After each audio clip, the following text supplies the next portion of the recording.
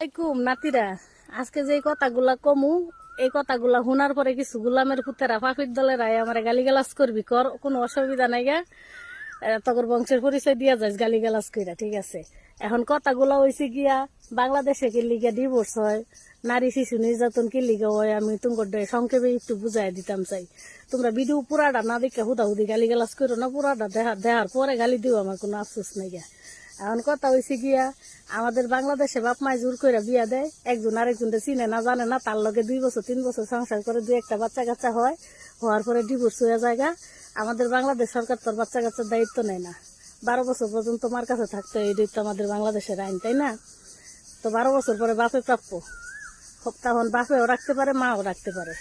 কিন্তু ওই মহিলাটা কর্তিকা খাওয়াইবো, কর্তিকা ওই বাচ্চাটার ভরণ পোষণ দিব, অনেক কষ্টে দিন কাটে।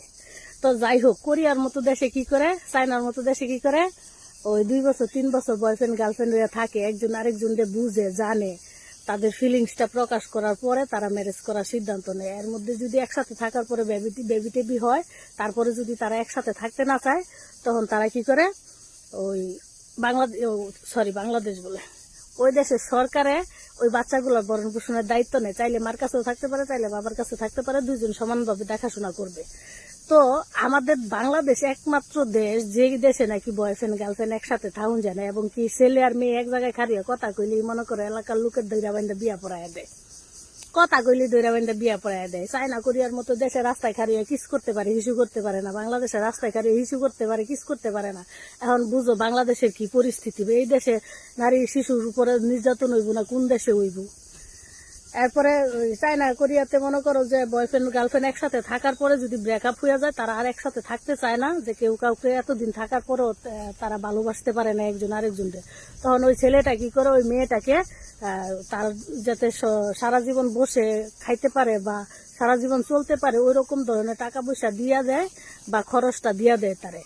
আর আমগো বাংলাদেশ একমাত্র দেশ যে দেশে মাইয়া হইলে খুশি হয় না, কারণ ওই যে যৌতুক দিয়া বিয়া দিউন লাগবো। আর কোরিয়া চায়নার মতো দেশে যৌতুক দিয়া বিয়া দিউন লাগে না, মাইয়া গোটে বাড়ি গাড়ি দিয়া বিয়া কইরা নেয়।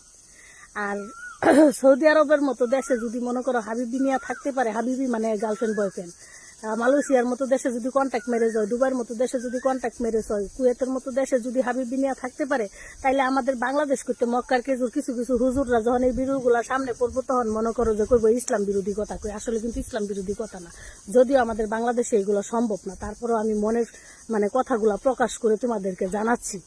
তো সেই ক্ষেত্রে মনে করো যে এই হুজুররা মনে করো হেরা ওয়াজের মধ্যে গান গাইলে সমস্যা নাই। এখন আমরা যদি এগুলো মুখ ফুটটা ভিডিওর মাধ্যমে বাংলাদেশের মানুষরা জানাইতে যাই, তাইলে এই সমস্যা। তাইলে এই দেশে নারী নির্যাতন হইব না, শিশু নির্যাতন হইব না, তাইলে কোন দেশে হইব? তোমরা আমার এই জিনিসটা বুঝাইয়া যাইবা, ঠিক আছে, কমেন্টে। আর যদি যার গালি দিতে ইচ্ছা হয় তারা গালি দেওয়া, আর যারা ভালো মন মানসিকতার মানুষ তারা অবশ্যই বুঝবা যে আমি ব্যাড কোনো ইন্টেনশন নিয়ে এই কথাগুলা বলি নাই।